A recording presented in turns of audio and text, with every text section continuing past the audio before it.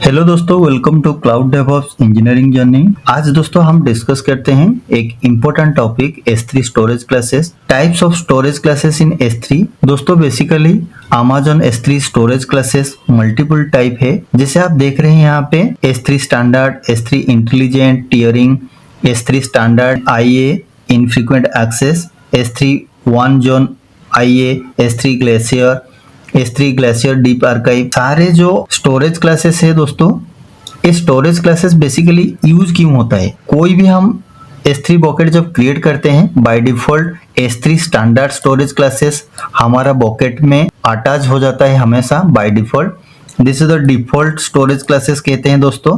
But ये storage classes जो होता है दोस्तों, ये स्टोरेज क्लासेस का क्यों रिक्वायरमेंट है? Basically S3 standard storage classes जो दोस्तों है, सो फॉर एन एग्जांपल ये मेरा एक बॉकेट है, यहाँ पे मैं एप्लीकेशन और यहाँ पे डाटाबेस है मेरा। डाटाबेस में जो भी डाटा आ रहा है दोस्तों, यहाँ पे मैं स्टोर कर रहा हूँ। ये जो डाटा को मुझे फ्रीक्वेंटली रीड करना है। फ्रीक्वेंटली मतलब मुझे कोई ऐसा भी टाइम नहीं है, मुझे कभी भी रिक्वायरमेंट होगा, जब भी रिक्वायरमेंट होगा मैं क्या करूंगा दोस्तों, फ्रीक्वेंटली मैं एक्सेस करूंगा इस डाटा को S3 बॉकेट का अंदर जो डाटा रहेगा। तो S3 स्टैंडर्ड मतलब दोस्तों, जब customer S3 standard storage classes जब सिलेक्ट करते हैं, चूज करते हैं बेस्ड ऑन देयर रिक्वायरमेंट, इसलिए करते हैं दोस्तों, उनको फ्रीक्वेंट डाटा एक्सेस चाहिए, मतलब इंस्टेंटली उनको डाटा चाहिए जो रिट्राइव भी कर सकते हैं, जो कुछ डाटा रीड भी कर सकते हैं। इसको कहते हैं दोस्तों S3 स्टैंडर्ड। सिमिलरली दोस्तों, ये जो आप देख रहे हैं S3 intelligent tiering, S3 standard 1A, S3 one zone IA, S3 glacier, S3 glacier deep archive, ये सारे जो स्टोरेज क्लासेस दोस्तों, ये इनफ्रीक्वेंट एक्सेस, यहाँ पे लिखा है दोस्तों, इनफ्रीक्वेंट डाटा एक्सेस को ये रेफर करते हैं। जब कस्टमर का रिक्वायरमेंट ऐसा होता है कि मेरा पास S3 बॉकेट है, S3 बॉकेट में जो भी डाटा रखा हूँ उनको मुझे इनफ्रीक्वेंटली एक्सेस करना है, मतलब मंथली एक बार करना है, वीकली एक बार करना है, कभी 10 डेज, 15 डेज, 25 डेज में मुझे एक ही बार एक्सेस करना है। कभी कभी मुझे ऐसा रिक्वायरमेंट होगा कि मुझे 6 मंथ में एक ही बार डाटा रिट्राइव करना है, एक एनुअली रिट्राइव करना है। तो ये सारे जो आपका पास सिनेरियो आता है दोस्तों डे टू डे एक्टिविटीज में कस्टमर का रिक्वायरमेंट का साथ, सो दैट आप क्या करते हैं कि आज ए डेवऑप्स इंजीनियर, आज ए क्लाउड इंजीनियर, आपको क्या करना पड़ता है, एक पॉलिसी क्रिएट करना पड़ता है। सेम पॉलिसी में आप वहां पे करके रखते हैं, वहां पे थ्रेशोल्ड, मतलब यहाँ पे जब पहला डाटा डम्प्स यहाँ पे S3 स्टैंडर्ड में आएगा, 15 डेज का बाद data automatically S3 intelligent tearing में आ जाएगा, फिर यहाँ पे आएगा जैसे वाटरफॉल मॉडल दोस्तों। तो S3 ग्लेशियर बेसिकली यूज होता है दोस्तों आर्काइव, डाटा आर्काइव के लिए। ये लॉन्ग टर्म के लिए जो आप सोच के रखे हैं कि मुझे 10 ईयर, 20 ईयर, 50 ईयर, 100 ईयर्स, ये जो ईयर्स आपका डाटा यहाँ पे रहेगा दोस्तों, तो ये दोनों डिफरेंट टाइप से AWS आज ए क्लाउड प्रोवाइडर, जैसे जैसे कस्टमर को रिक्वायरमेंट होता है दोस्तों, आज ए cloud provider like AWS, Google cloud, Microsoft azure, ये कस्टमर को डिफरेंट स्टोरेज क्लासेस प्रोवाइड करते हैं, सो दैट कस्टमर का डाटा सेफ रह सकते हैं। और ड्यूरेबिलिटी, जैसे मैंने आपको बोल के रखा था दोस्तों, यहाँ पे ड्यूरेबिलिटी कितना होगा, 11 नाइन्स। ये 11 नाइन्स मैंने आपको बोल के रखा था। 11 नाइन्स मतलब जब भी कभी आपका इंफ्रास्ट्रक्चर कुछ मेंटेनेंस एक्टिविटीज हुआ तो 0.01% डाटा आपका लॉस होगा, नहीं तो सारे डाटा आज इट इज आपको रहेगा S3 स्टोरेज बॉकेट के अंदर, तो आपका डाटा भी सेफ है दोस्तों। फिर आपका 99.99 यहाँ पे क्या है दोस्तों, 99.99 ये आपको अवेलेबिलिटी है। तो ये सारे स्टोरेज क्लासेस में अवेलेबिलिटी नहीं है दोस्तों, यहाँ पे तीनों में 99% होगा, कहीं पे 9.5% होगा। तो ये हम डिस्कस करेंगे, मैं सारी चीजें आपको डिटेल से बताऊंगा अभी, जैसे जैसे कस्टमर का रिक्वायरमेंट होता है दोस्तों। तो आज क्लाउड प्रोवाइडर उन लोग क्या करते हैं ना, कस्टमर का based on the customer requirement उनको प्रोवाइड करते हैं। तो दोस्तों अभी आप जो देख रहे हैं यहाँ पे 1 to 6 storage classes, different storage classes, तो आपको अभी थोड़ा आइडिया हो गया दोस्तों। अभी हम क्या करते हैं, 1 by 1 स्टोरेज क्लासेस को कंपेयर करते हैं, क्या है ये क्या होता है दोस्तों, डे टू डे एक्टिविटीज में आपको बहुत रिक्वायरमेंट होता है based on your customer requirement and based in your AWS examination point of view and interview perspective, so that आपको ये सारी डिटेल आपको पता होना चाहिए कि S3 standard only frequent data access करने के लिए रिक्वायरमेंट होता है, S3 standard storage classes and rest of the storage classes दोस्तों इनफ्रीक्वेंट डाटा एक्सेस होता है। तो ये आपको पता चल गया अभी। तो सेम आज इट इज दोस्तों हम डिस्कस करते हैं वन बाय वन। दोस्तों अभी आप देखिए S3 स्टैंडर्ड मैंने जैसे आपको बोल के रखा था दोस्तों, यहाँ पे देखिए default storage classes and frequently access data, मैंने यहाँ पे सारे पॉइंट नोट डाउन करके रखा हूँ दोस्तों। आपको कोई नोट रेफर करने के लिए जरूरी नहीं, जस्ट आपको एक बार वीडियो को एंड टू एंड कंप्लीट से आपको वॉच करना है तो सारे डाउट आपको क्लियर हो जाएगा दोस्तों। मैंने यहाँ पे पॉइंट लिख के रखा हूँ, नो डाटा रिट्रीवल फी रिक्वायर्ड।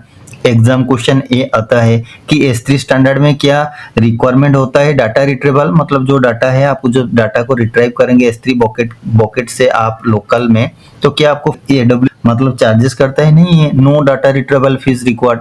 तो ये सारे आपको यहाँ पे देखिए S3 इंटेलिजेंट टियरिंग में भी सेम है यहाँ पे, बट ये दोनों में डिफरेंट क्या है दोस्तों, S3 स्टैंडर्ड ये फ्रीक्वेंटली एक्सेस डाटा करता है, इनफ्रीक्वेंटली एक्सेस करता है, but may be access occasionally. तो यहाँ पे देखिए दोस्तों, और एक इंपॉर्टेंट पॉइंट दोस्तों मैंने आपको अभी ऑलरेडी डिस्कस कर चुके हैं यहाँ पे, ड्यूरेबिलिटी एंड अवेलेबिलिटी। सिमिलरली दोस्तों मैंने आपको बोल के रखा था, आपको होपफुली याद होगा, जब एक मिनिमम एक फाइल का साइज दोस्तों 128 KB, यहाँ पे 128 KB हो जाएगा तो AWS आपको चार्जेस करना शुरू कर देगा। जहाँ ये डाटा जब आपका 128 KB से आपका लेस देन होगा दोस्तों, मतलब लेस देन होगा आपका कोई a.txt फाइल है, मतलब इस फाइल का साइज होगा दोस्तों 50 KB और 58 KB और 100 KB, तो AWS आपको 100 KB का जो डाटा यहाँ पे रखे हैं उसके लिए आपको चार्जेस नहीं करता है।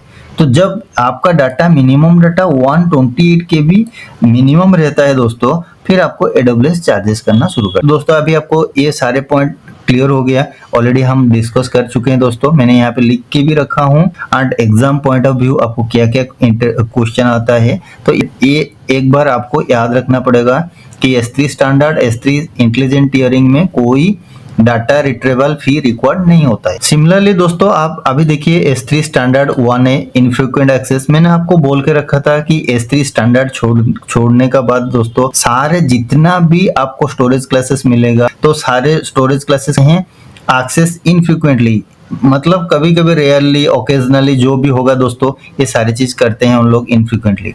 यहाँ पे देखिए दोस्तों S3 standard 1A and S3 1 zone 1A, उनका डिफरेंस क्या है, यहाँ पे देखिए एक एक डिफरेंस मैं आपको बता रहा हूँ दोस्तों। ये होता है lower storage cost as compare to S3 standard. S3 standard इसलिए ज्यादा थोड़ा कॉस्ट होता है दोस्तों क्योंकि फ्रीक्वेंटली डाटा हम लोग को एक्सेस करना पड़ता है, बट यहाँ पे दोस्तों क्या होता है कि S3 standard 1A lower cost होता है क्योंकि एक्सेस इनफ्रीक्वेंटली, कभी कभी मुझे ओकेजनली करना है, कभी जो मेरा रिक्वायरमेंट होगा मैं उसको कर सकता हूं।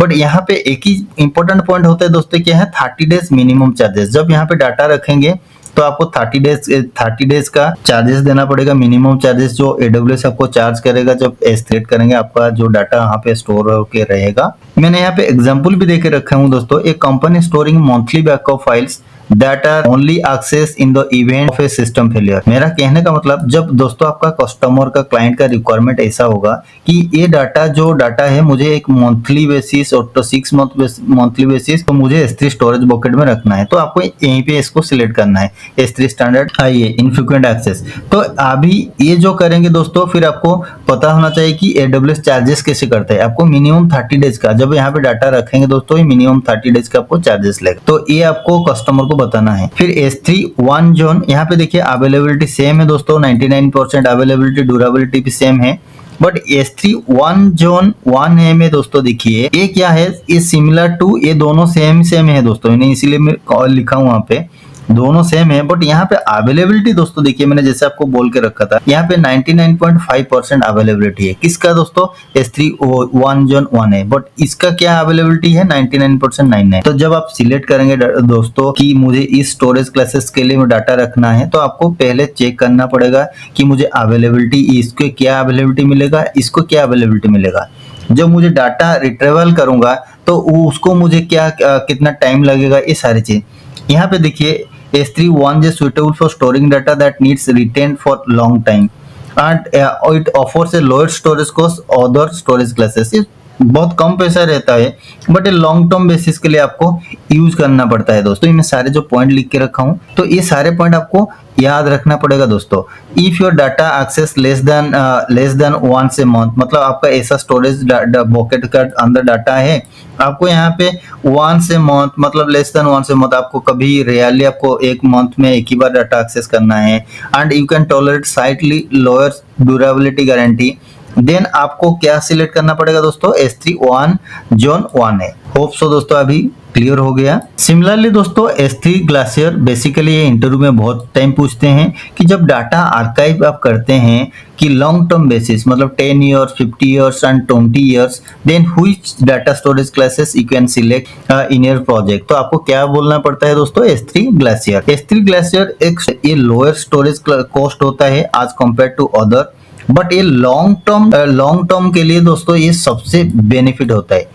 बट उनका यहाँ पे देखिए ड्यूरेबिलिटी सेम है एंड बहुत सारे सिमिलरली है दोस्तों सारे स्टोरेज क्लासेस का। बट आपको दोस्तों अभी यहाँ पे देखिए जब आपका retrieval time can range from minute two hours, ये दोनों S3 glacier and S3 Glacier deep archive में दोनों में डिफरेंस क्या होता है दोस्तों। S3 ग्लासियर में आपको 1 minute टू 1 hour मतलब 1 hour ऐसा डाटा रिट्रीवल टाइम लगेगा।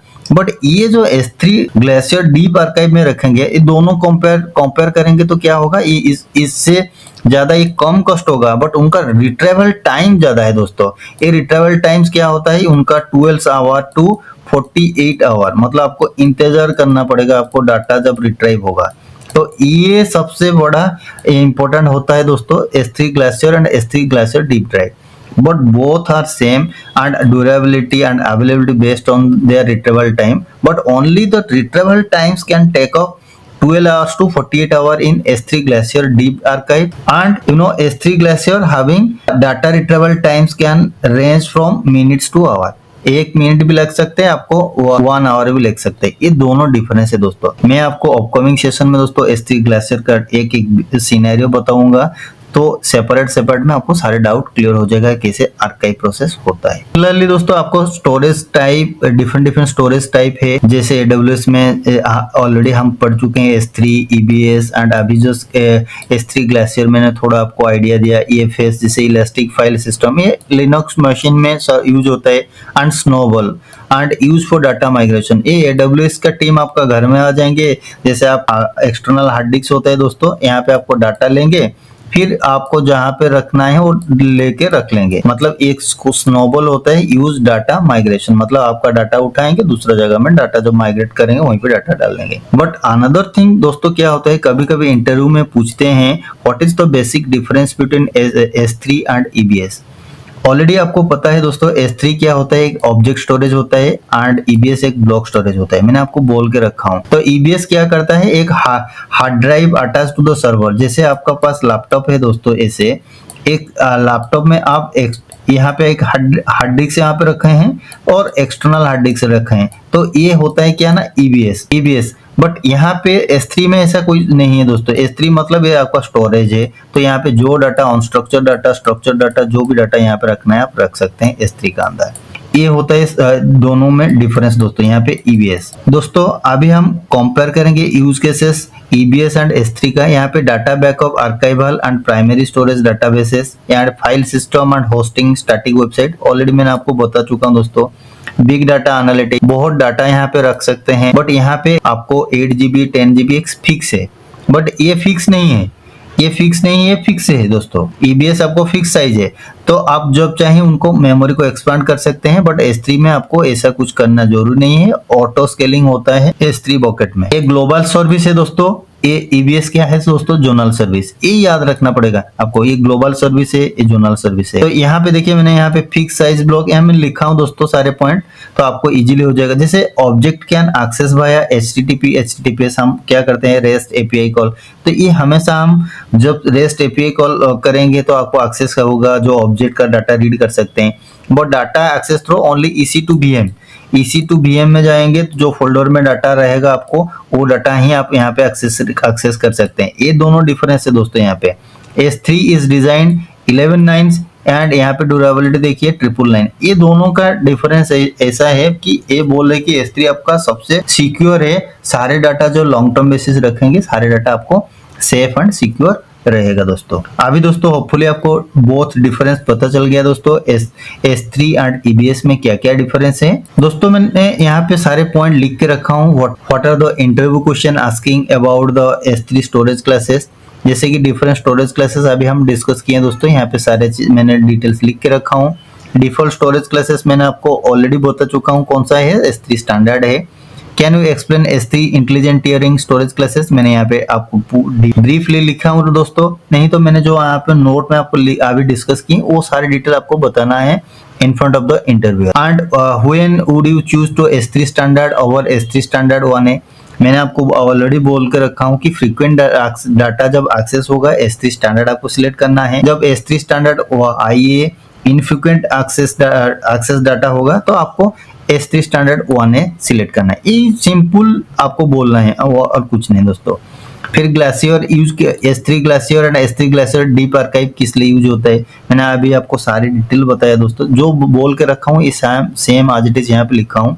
ओनली डिफरेंस यहीं पे दोस्तों देखिए, ये 1 मिनट टू डाटा रिट्रीवल जब टाइम लगता है दोनों डाटा आर्काइव के लिए यूज होता है, बट आपको जब डाटा वहां पे रिट्रीवल करेंगे तो S3 ग्लासियर में आपको 1 मिनट टू 1 आवर लगेगा, but S3 Glacier deep archive में आपको 12 टू 48 आवर लगेगा। ये थोड़ा टाइम लगता है, बट आज compare to S3 Glacier deep archive आपको कम कॉस्ट है, बट ये भी लोअर कॉस्ट है। आप दोनों यूज कर सकते हैं based on your project requirement and based on your customer requirement. यहाँ पे दोस्तों देखिए मैंने ये सारे डिटेल्स आपको क्वेश्चन इंटरव्यू क्वेश्चन लिख के रखा हूँ दोस्तों 1 by 1, so that it would be helpful for you in your future interview perspective दोस्तों। सिमिलरली दोस्तों यहाँ पे मैंने सारे डिटेल्स लिख के रखा हूँ, तो ये जो ऑलरेडी हम सारे डिटेल डिस्कस भी कर चुके हैं दोस्तों, बट ये आपको क्या होगा एक नोट पॉइंट ऑफ व्यू आपको अच्छे जाएगा दोस्तों। एंड ये इजीएस्ट वे होगा कि एक स्टोरेज क्लासेस में मुझे ऐसा क्वेश्चन पूछेंगे तो मैं ऐसा आंसर दे सकता हूँ दोस्तों। अभी होपफुली आपको सारे डाउट क्लियर हो गया। Thank you and have a nice day.